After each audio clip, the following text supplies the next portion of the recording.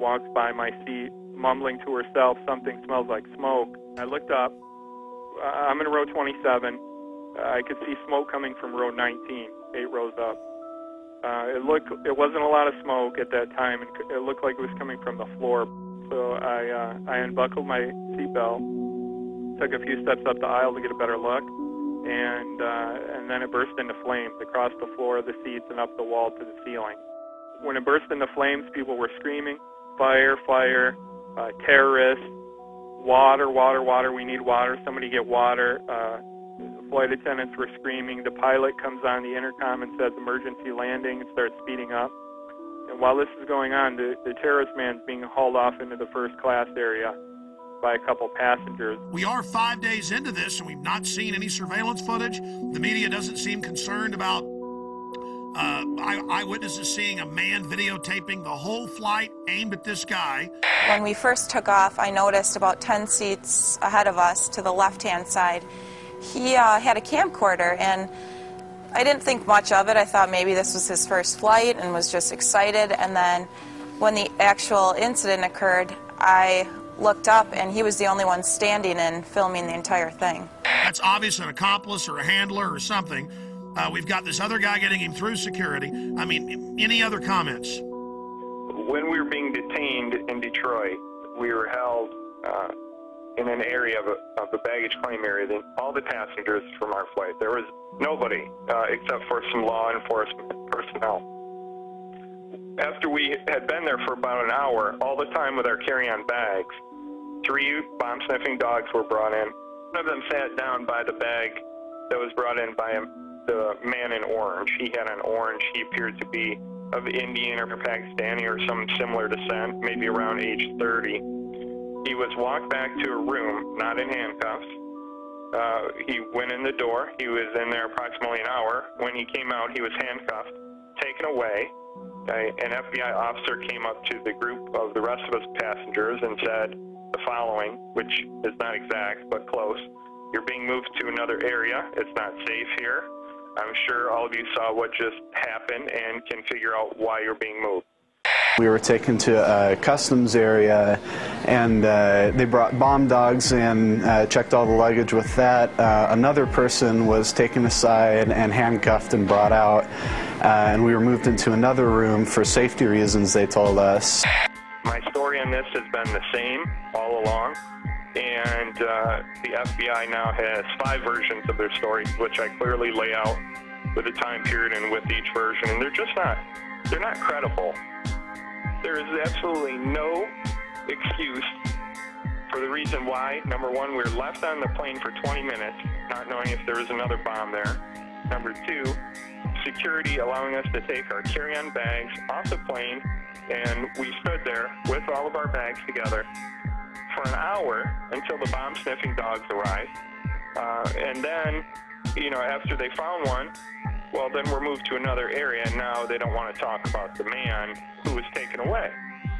You were there. They didn't stop him for immigration violations. The dog went over and sat down in front of his bag. The alert for explosives. Right. Exactly. Unless this is a passport-sniffing dog. This is a huge story, one of the biggest out there. The FBI is on this full time. They know what's going on. Why are they being dishonest? And how do we investigate this when the investigators themselves are engaged in clear obstruction of the truth? I don't know how else to take it. It's either utter incompetence or intentionally hiding something, and I don't know how to take it. And still, we're now, 8, 9 days into this, and we still haven't seen the Amsterdam footage. Well, and also, why aren't we seeing the video of when he's going through metal detector, passport check, and boarding? This is a modern airport. You'd think they would have video of all this of some sort. They didn't say, "Oh, we'll look at that." They just said, "No, there was no one helping him," which is very suspicious, instead of just putting the footage up. If somebody robs a bank or holds up a gas station, well, there's video footage of the incident on the 11 o'clock news, usually that very night. If I'm not correct, well, show the video. What are you hiding?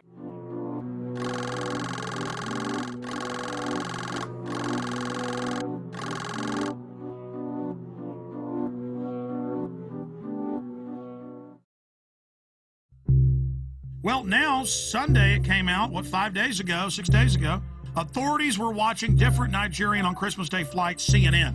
What a way to take a huge issue and just kind of put it out there like it's milquetoast. Okay, there was somebody else. Yeah, they did arrest him, but we're not going to talk about it. Kurt, there's a definite cover-up, and you've been vindicated in triplicate. Not only that, but I don't know if you caught the ABC News article that came out over the weekend. There were a couple sentences knocking the bottom of this article about female suicide bombers. I don't know if you caught this. No, tell us. I'll read it to you word for word. Federal agents also tell ABC News they're attempting to identify a man who passengers said helped Abdul Muttalib change planes for Detroit when he landed in Amsterdam from Lagos, Nigeria. Authorities had initially discounted the passenger accounts, but the agents say there's a growing belief the man may have played a role to make sure Abdul Muttalib did not get cold feet. Oh my God, you've been vindicated by them on that. But obviously they think the trail's cold now. They have all the surveillance footage. They were involved in a cover-up. Kurt, this is huge. Well, that was my take on it, but unfortunately for ABC News, they buried it in the bottom of a seemingly unrelated article about female suicide bombers heading here from Yemen. Why is this not front page news everywhere, number one? Number two, why are you burying it at the bottom of this article? Number three, why did you initially discount my story to begin with? It's not like I'm not credible here. And of course, they had COINTELPRO posing as the Patriot movement attacking you. All the usual suspects. I mean, it never ends, Kurt. We are, of course, going to get into the top story today. In plain view, as if it's no big deal, DetroitNews.com. Okay, it was a U.S. government agent that was the smart-dressed man that led Umar Farouk al-Matab, or the underwear bomber, on to the aircraft in Amsterdam. After a month plus of lying and saying that no such man existed, and saying no one else was pulled off the plane in Detroit, supposedly with the bomb. Now they've admitted that happened as well. Kurt Haskell, the lawyer, and his lawyer wife, they've both on record have been proven right with other witnesses. And you add how they were already getting in Yemen. That's now confirmed. Washington Post. They were planning to already launch a bigger attack, 2,000 troops there. And then right on time, right as the body scanners were scheduled to go in January nationwide. That was already scheduled, folks. They're saying on the news, oh, now we're doing this. Now, I went and looked it up. They were scheduled to go in the additional 214 airports. They were in less than 20. So although we have acquired these machines, they are not as widely deployed as they should be. In your current role as a consultant, do you have an interest in body scanners? We consult with all kinds of firms, including firms that do manufacture body scanners. You do have some interest in more sales of body scanners.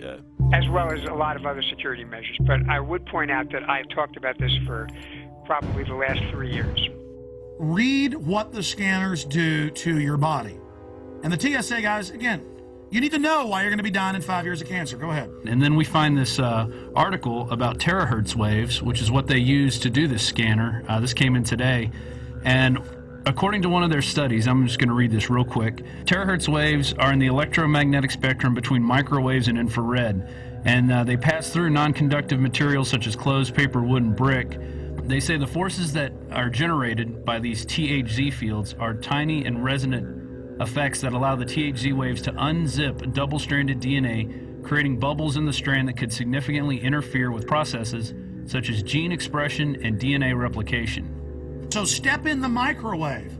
And of course, the fools don't know that the reports you've pulled up and I've looked at, these things are leaking. But the TSA guys are going to love dying of cancer. Oh, yeah. This is fun. Surrounding it. They're all around it. The thing's right there. Well, see, that's kind of the good thing, though. See, evil always gets judged. These guys make excuses. They're going to make excuses about scanning naked children, scanning naked women and men. They're going to make excuses about how it doesn't hurt you. They're the ones that are going to die first. Oh, yeah. 8 hours a day standing around it. And I'm sad for them, but this is what they want. This is what they get.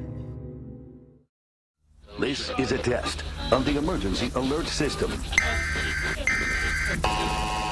Let's go ahead and play the clergy response team clip. Now remember, before this became national news, we got the secret documents from pastors who've been recruited by FEMA. We posted the secret documents with FEMA phone numbers. Train your flocks to turn their guns in. Train your flocks to go to FEMA camps. Train your flocks to take forced inoculations.